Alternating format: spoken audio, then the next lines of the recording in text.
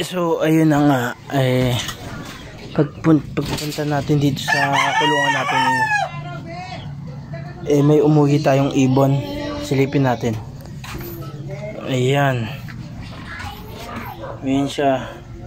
Kakauwi lang kaganina at hindi ko na videoan kaganina yung pag-uwi niya. Kita ko na lang sa kulungan Kaya pala hindi umuwi kahapon, galing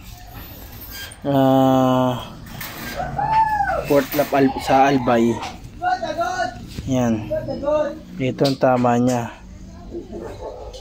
Mukhang nadakot ng palkon.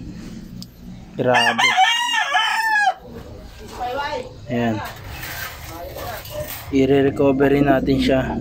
Kailangan maging full recovery para may sali natin sa piplap. Kulang pa tayo ng isa. Sana muwi pa yung isa.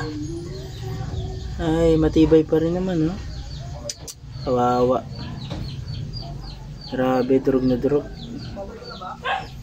Sana makarecover ka agad.